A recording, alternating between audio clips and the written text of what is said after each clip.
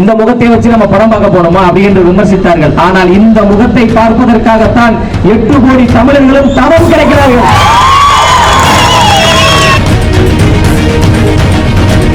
நிறைய பேர் வந்து நம்முடைய கொள்கை என்னன்னு கேட்கிறாங்க அப்படின்னு சொல்லிட்டு ஊழல் கபடதாரிகளை வீழ்த்துவதாங்க முதல் கொள்கையா. இந்த சின்ன பசங்க தானே 2026 உங்களை ஓட வரட்ட போறோம். அண்ணனுடைய ஆட்சி, அண்ணன் சொன்ன கொஞ்சம் அப்பா ஆட்சி நடந்துகிட்டு இருக்கு. பின்னாடி அவங்க இயக்குறாங்க, எங்களை யாரும் இயக்கவில்லை. எங்க தலைவரை வந்து ஹெச் வினோத் இயக்குறாரு. 69வது படம். அந்த ஆர்ப்பாட்டத்தில் தலைவர் பேசுறாரு, அரசியல் கட்சி தலைவர்களே பேச பயப்படுவாங்க. இதே சம்பவம் தொடர்ந்து நீடித்தால் உலக வரைபடத்தில் இளைஞர்கள் என்ற ஒரு நாடே இல்லாமல் செய்கிறேன். அதே என்ன தலைவர் பேசுறாரு. அதெல்லாம் பாரு, எல்லாரும் பேர் சொல்ல மாட்டேன் பயப்படுறாரு. அதான் நேற்று 2 கொட்டு கொட்டினாரு.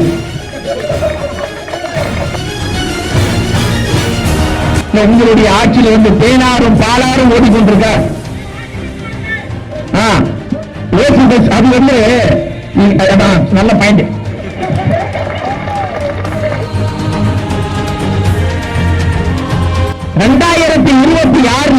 திமுக என்கிற ஒரு கட்சி எதிர்கட்சியா கூட வர முடியாத ஒரு சூழலை தலைவர் உருவாக்க போறாரு.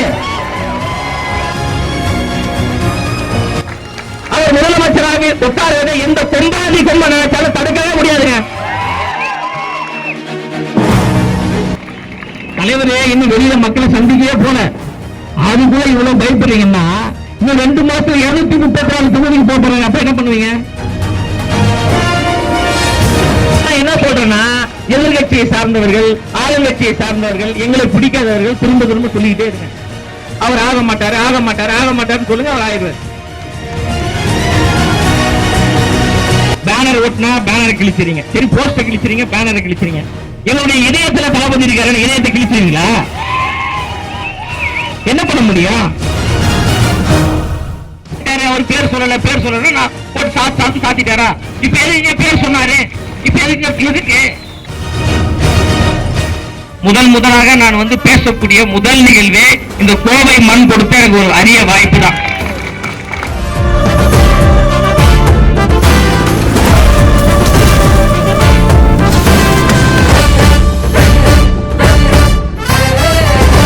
எங்கள் வாழ்வும் எங்கள் வளமும் மங்காத தமிழ் என்று சங்கே முழங்கு.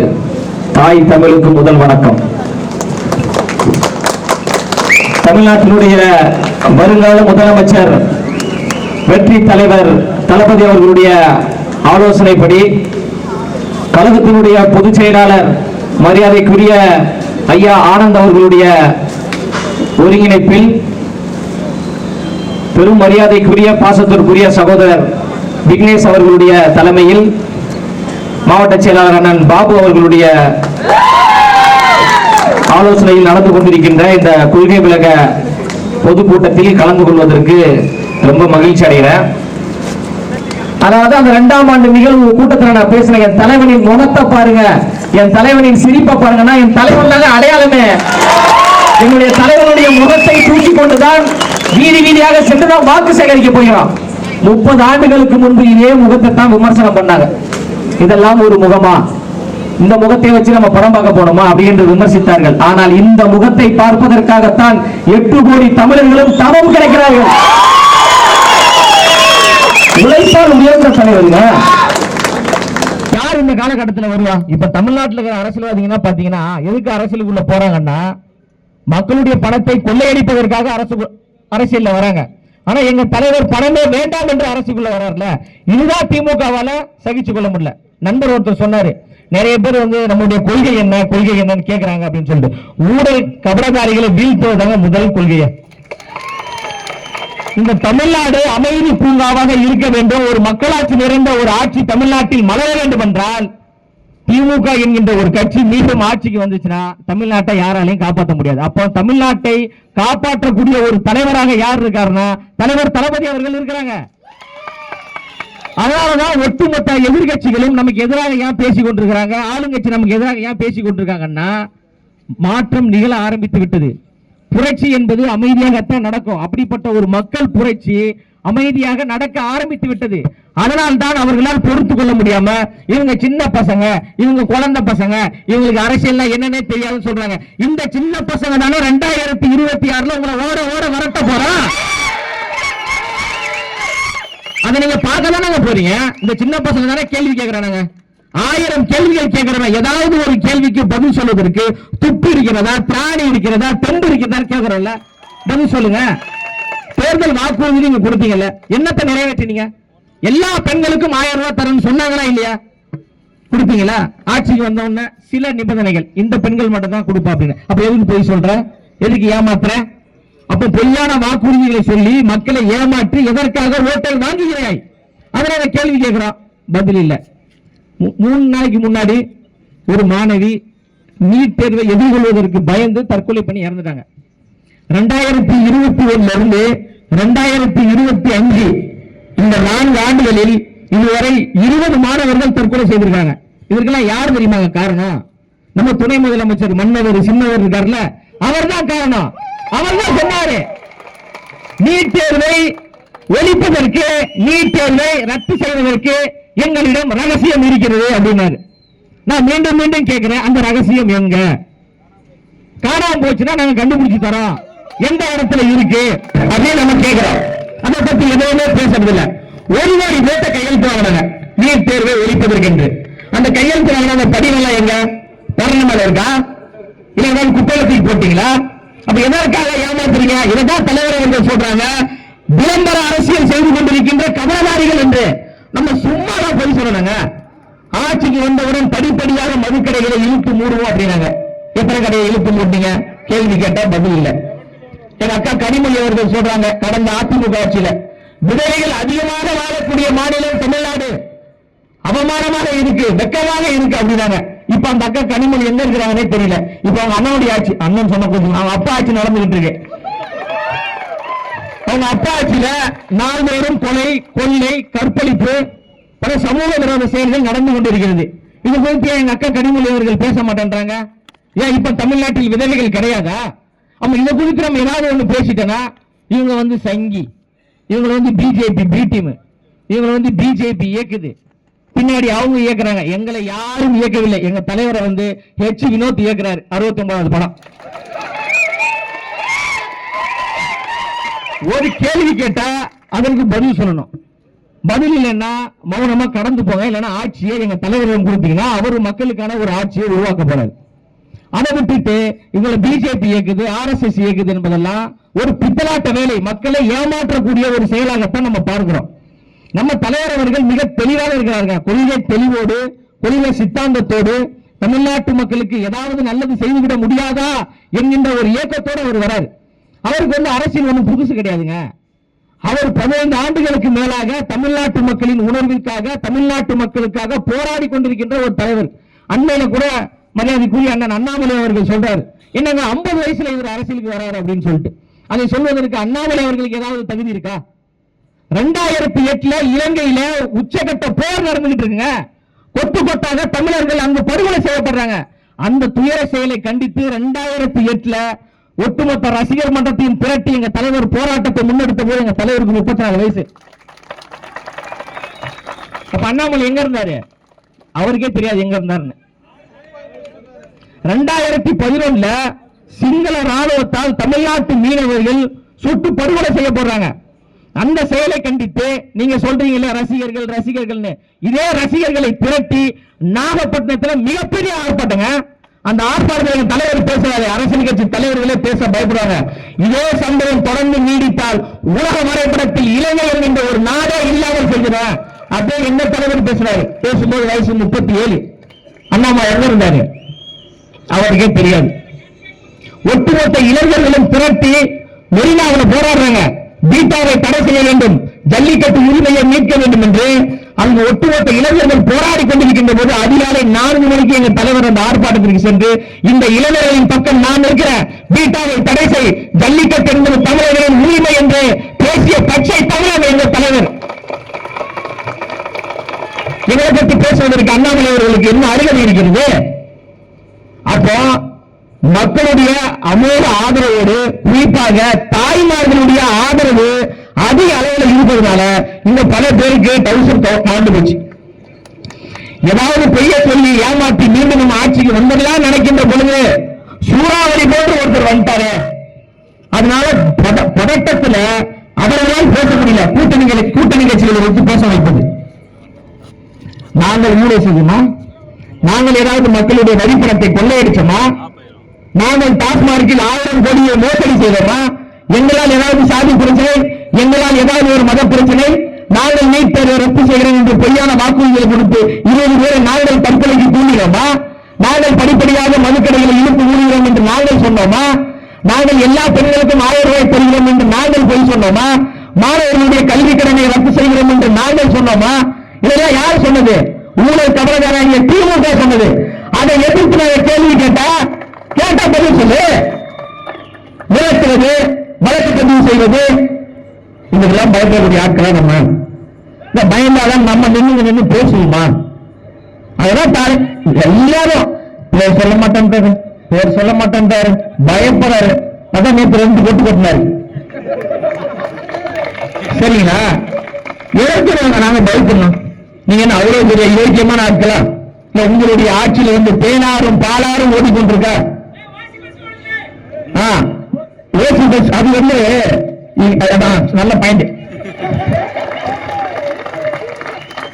அதாவது இந்த ஆட்சி நமக்கு கோவம் வர காரணம் என்னன்னா, பாயப்பா வந்தாலே திராவிட மாடல், பெரியாரிய மாடல், சமூக நீதி மாடல், இந்தியாவிலேயே தலை சிறந்த ஆட்சியை நாங்கள் தான் செய்து கொண்டிருக்கிறோம் அப்படின்னு வாய்ப்பிலேயே பேசுவாங்க.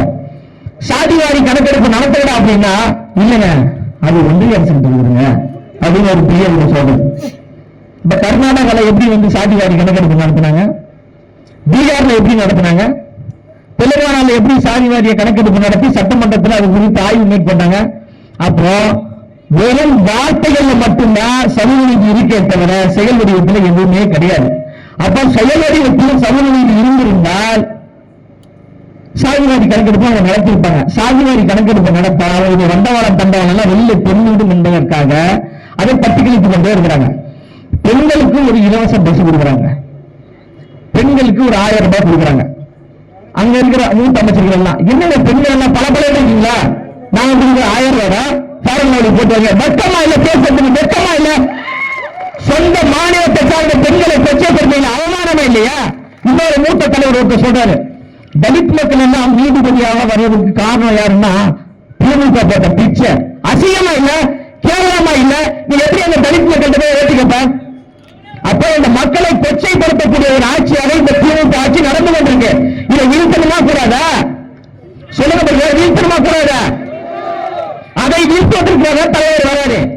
2026 திமுக என்கின்ற ஒரு கட்சி எதிர்கட்சியா கூட வர முடியாத ஒரு சூழலை தலைவர் உருவாக்க போறாரு. நீங்க இப்ப இருக்கிற கூட்டணியோட வாங்க, இல்ல இன்னும் ஒரு 10 பேரை சேர்த்து போட்டு கூட்டணியோட கூட வாங்க. நாங்க தனியா நம்ம உங்களை வெல்வது உறுதிய, அதுல எந்த மாற்று கருத்துமே கிடையாது. தனிப்பெரும்பான்மையோட ஆட்சி அமைப்பாரு தலைவர் ஜார்ஜ் போட்டாலே நம்ம தலைவரை பார்க்கணும். அந்த அளவுக்கு அதீத நம்பிக்கையோட யார் மீது நம்பிக்கை வச்சிருக்காரு? தமிழ்நாட்டு மக்களின் மீது, இளைஞர்களின் மீது நம்பிக்கை வைத்துதான் தலைவர் இன்னும் 2 மாதத்தில் 234 தொகுதிகளிலும் பிரச்சாரத்திற்கு மக்களை சந்திப்பதற்கு, குறைகளை கேட்பதற்கு வரப்படுகிறது. தலைவரே இன்னும் வெளியில மக்களை சந்திக்கவே போல, அதுக்குள்ள இவ்வளவு பயப்படுறீங்கன்னா இன்னும் 2 மாசத்துல 234 தொகுதிக்கு போறாங்க. அப்ப என்ன பண்ணுவீங்க?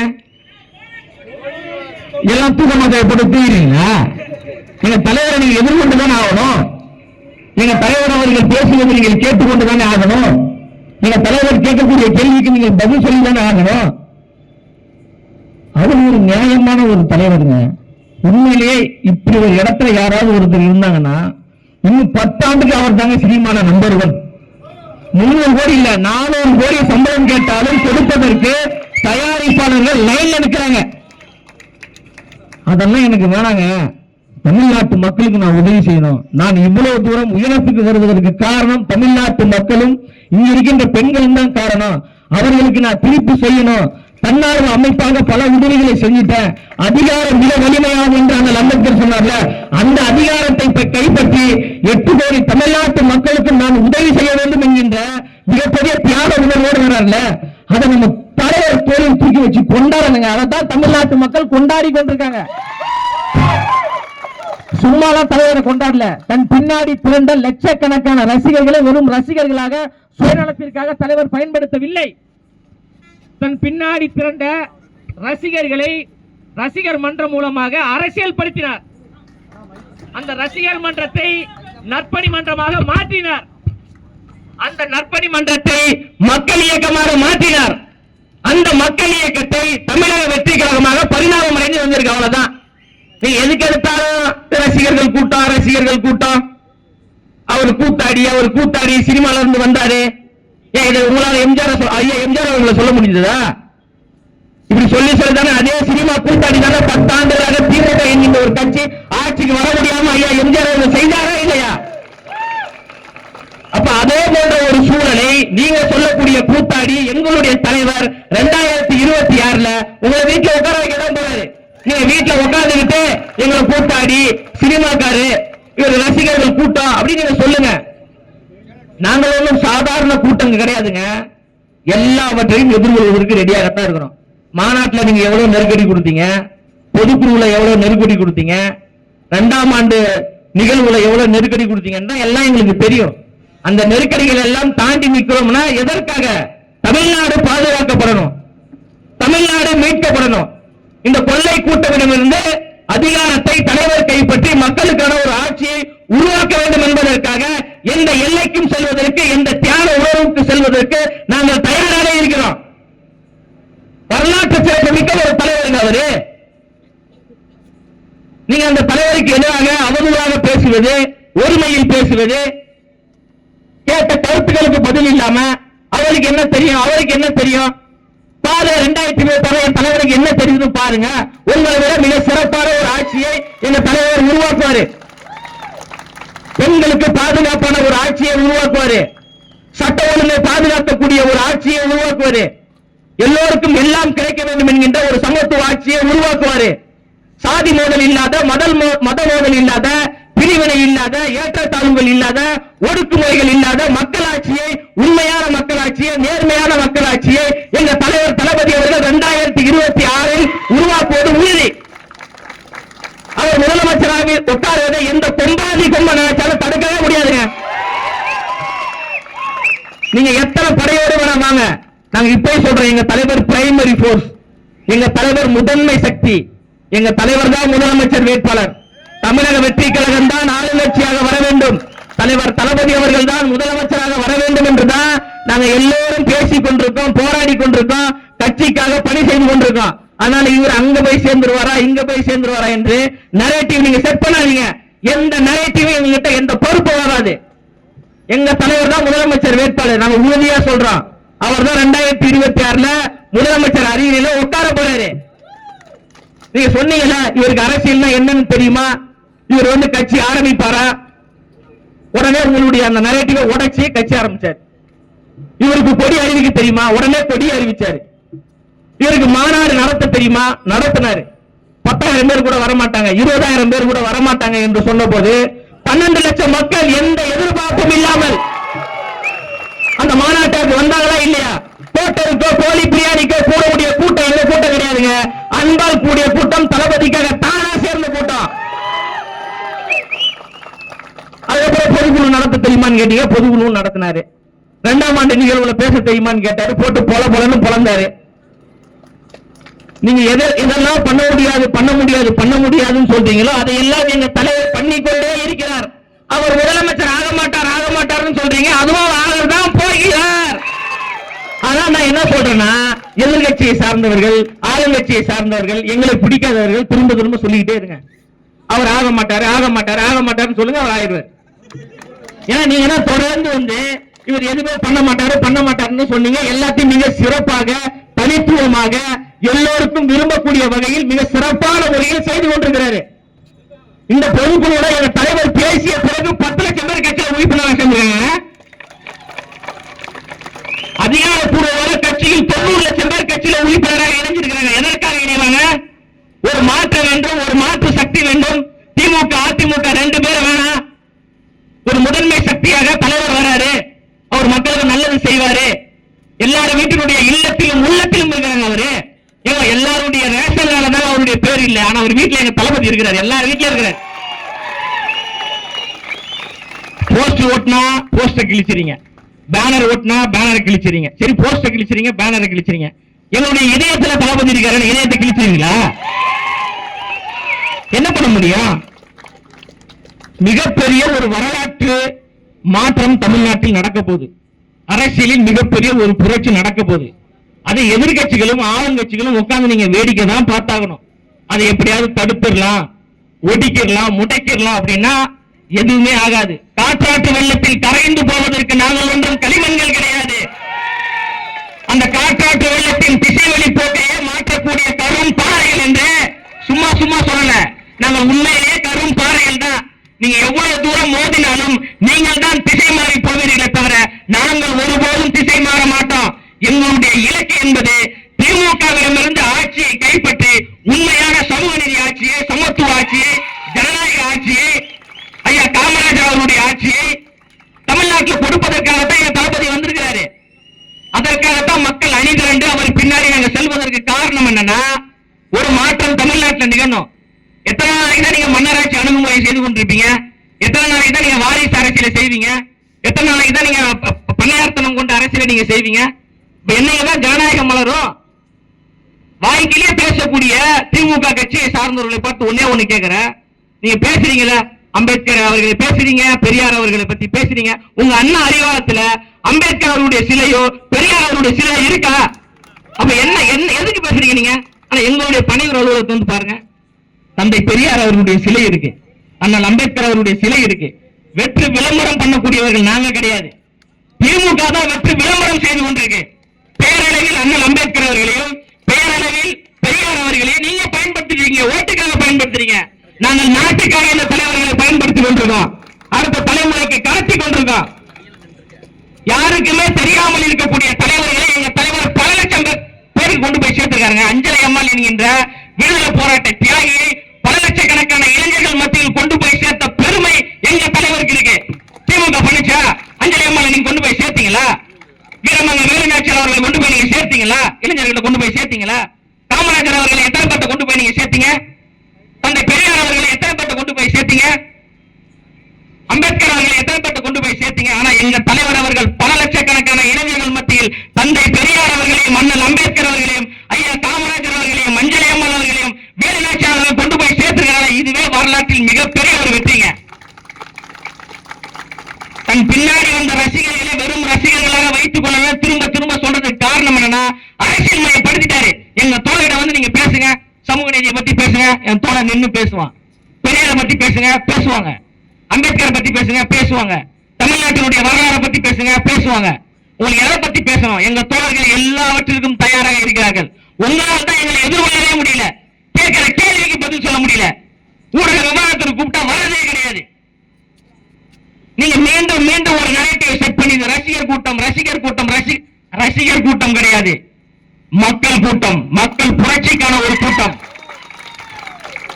இந்த கூட்டத்தை உங்களால் எதிர்கொள்ள முடியாததனால், கேட்கிற கேள்விக்கு பதில் சொல்ல பிராணி இல்லாததால் நீங்க என்ன நரேட்டிவ் வேணா செட் பண்ணுங்க. அது எல்லாவற்றையும் தமிழ்நாட்டு மக்கள் பார்த்து கொண்டுதானே இருக்கிறாங்க. தமிழ்நாட்டு மக்களுக்கு தெரியாதா? வேற வழி இல்லாம தானே திமுக வந்தது. கடந்த 10 ஆண்டுகளா அதிமுக ஆட்சியினுடைய ஊழலை பொறுத்துக் கொள்ள முடியாமல், சரி இவங்க வருவாங்க இவங்களுக்காக ஓட்டு போடலான்னு உங்களுக்கு ஓட்டு போட்டாங்க. அவங்கதான் அப்படின்னு பார்த்தா நீங்க அவங்களுக்கு மேல டிபிள் மடங்கு இருக்கிறீங்க. அதனால தலைவர் சொல்றாரு, பாசிசத்தையும் பாயாசத்தையும் வீழ்த்த வேண்டும் என்று. சும்மா எல்லாம் சொல்லல. நீங்க மறைமுக உறவுல இருக்கிறீங்க, கள்ள உறவுல இருக்கிறீங்க. தமிழ்நாட்டுக்கு வர வேண்டிய எந்த நிதிகளையும் போராடி பெற மாட்டேன்றீங்க. நாங்க ஏதாவது கருத்து சொன்னா நீங்க ரொம்ப மென்மையா சொல்றீங்க அப்படின்றீங்க. சரி, நீங்க தான் இப்ப சத்தமா சொல்லுங்களேன். சத்தமா சொன்னா ஈடு இருந்துரும். அதனால சத்தமா பேசுறது கிடையாது. இன்னைக்கு கூட ஒருத்தர் அமைச்சர் பேசியிருக்காரு, இல்லங்க நான் வந்து அரசியல் 65 வருஷமா இருக்கிறேங்க, நான் போய் அவருக்கு பதில் சொல்லலாமா? சொல்லிதான் பாருங்களேன், கேட்கிற கேள்விக்கு பதில் சொல்லுங்க. 65 வருஷம் இருந்தீங்க நீங்க அரசியல்ல, 2026 வீட்டுல போயிருங்க, மக்கள் வீட்டுக்கு அனுப்ப போறாங்க. இது ஒரு பதிலா? நான் 65 வருஷமா இருக்கிறேன், அவருக்கு பதில் சொல்ல முடியாதுன்னு. அப்ப 75 வருஷத்துக்கு முன்னாடி திமுக என்ற ஒரு கட்சி உருவாகும் போது என்ன நீங்க உருவாகும் போதே ஆளுங்கட்சியா வந்துட்டீங்களா? 1967 தான் நீங்க ஆட்சிக்கு வந்தீங்க. 15 ஆண்டு காலம் உழைத்தவரால் தானே வந்தீங்க. நாங்க சின்ன கட்சி தான் கிடையாதுங்க. 75 ஆண்டு கால பால விழா கொண்டாடிய கட்சி நீங்க சொல்றீங்களா? இந்த ஆலமரத்தையும் இந்த அரச மரத்தையும் அசைத்து பார்க்க போறதே நாங்க தான். நான் இதை வந்து பெருமைக்காக சொல்லல, ஆணவத்தோடு நான் சொல்லல, உண்மையா சொல்றேன். 26 அது நடக்கும். அந்த மாற்றம் நிகழத்தான் போகிறது. அதை பொறுத்து கொள்ள முடியாம தான் வாய்க்கு வந்ததை எல்லாம் நீங்க பேசுறீங்க. எங்க தலைவர் பலமுறை என்கிட்ட சொல்லிட்டாரு, வார்த்தைகளை கண்ணியமா பேசுறா, ரொம்ப ஆக்ரோஷமா பேசாத, ஒருமையில் பேசாத என்று பல முறை என்னிடம் சொல்லி இருக்கிறார். ஆனா இவர்கள் எல்லாம் பேசுறத பார்க்கும்போது நமக்கு கோபம் வருது. இந்த பேசி முடிச்சது கூட பொதுச் செயலாளர் வந்து என்ன திட்டுவார், ஏன் இப்படி பேசுற, உன்னை யார் இப்படி பேச சொன்னான்னு கேட்பார். அந்த அளவுக்கு நாகரிகத்தை கடைபிடிக்கக்கூடிய ஒரு தலைவராக எங்க தளபதி இருக்கிறார், எங்க பொதுச் செயலாளர் இருக்கிறாங்க. யாரையும் ஒருமையில பேசாதன்னு சொல்லுவார் என்கிட்ட. பலமுறை என்னை கண்டித்திருக்கிறார்கள். அந்த அளவுக்கு ஒரு நாகரிக உணர்வை கொண்டவர் எங்க தலைவர். அதனாலதான் வந்து ஒன்றியத்தில் இருக்கின்ற ஆட்சியாளர்கள், மாநிலத்தில் இருக்கின்ற ஆட்சியாளர்கள் என்று மிக மென்மையாக போனார். இவங்க உடனே அவர் பயந்துட்டாரு, அவர் பேர் சொல்லல நான் போட்டு சாத்திட்டாரா? இப்ப எதுக்கு பேர் சொன்னாரு? இப்ப எதுக்கு? அவர் ஒரு வித்தியாசமான ஒரு அரசியலை முன்னெடுக்கணும்னு நினைக்கிறாரு, மிக ஒரு நேர்மையான அரசியலை முன்னெடுக்கணும்னு நினைக்கிறாரு. அடாவடி அரசியல் வேணாம், அமைதியான அரசியலை முன்னெடுக்கலாம் என்று நினைக்கிறாரு. அமைதியாக இருக்கக்கூடிய அவரை ஏன் நீங்க சுறாவளியா மாத்துறீங்க? அதான் அவர் சொன்னாரு, நீங்க அணை கட்டுவதற்கு, அணை கட்டி ஆட்டை மறிப்பதற்கு நான் வந்து அணை கிடையாது, சூறாவளி காற்று அப்படின்னு சொல்றாருன்னா அது சும்மாலாம் சொல்ல. அந்த சூறாவளி காற்று என்பது ஒரு 2 மாசத்துல நடக்க தானே போகுது, தமிழ்நாடு முழுவதும் வரதானே போறாங்க. அதனால வந்து தைரியமாக நீங்க களமாடுங்க. மாற்றம் என்பது இந்த கோவை மண்ணிலிருந்து உருவாக போகிறது. கோவை மண் என்பது தளபதி அவர்களுக்கு மிக நெருக்கமான ஒரு மண். மாநாட்டில் அதிக அளவில் குடும்பமாக மாநாட்டிற்கு அணி திரண்டு வந்த மண் இந்த கோவை மண் என்பது. தலைவரை தாயுள்ளத்தோடு அன்புள்ளத்தோடு நேசிக்கக்கூடிய மண்ணாக இந்த கோவை மண் இருக்கு. அதனால புரட்சி என்பது இந்த இடத்துல இருந்து தொடங்க போகுது. கொள்கை விளக்க பொதுக்கூட்டம் என்னுடைய முதல் பேச்சு இதாங்க, என்னுடைய முதல் பேச்சு தான். நான் ஊடகத்தில் பேசியிருக்கேன், யூடியூப் சேனல்ல பேசியிருக்கேன், மற்ற நிகழ்வுகள்ல பேசியிருக்கிறேன். மக்கள் அரங்கத்துல முதலாக நான் வந்து பேசக்கூடிய முதல் நிகழ்வே இந்த கோவை மண் கொடுத்த எனக்கு ஒரு அரிய வாய்ப்பு தான். அதனால ஆரோக்கியமாக இருக்கும்போது நான் வந்து பேசியிருக்கணும், உடல்நிலை சரியில்லாத போதும் அப்படி ஒரு வாய்ப்பு எனக்கு கிடைத்தது. இதை நான் சரியாக பயன்படுத்தணும் என்கின்ற அடிப்படையில் நான் வந்து பேசினேன். உண்மையிலே தைரியமாக இருங்க, மிகப்பெரிய ஒரு மாற்றம் நடக்க போகிறது.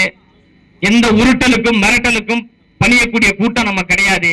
எல்லாவற்றையும் எதிர்கொள்வதற்கு நம்ம தயாராகத்தான் இருக்கிறோம்.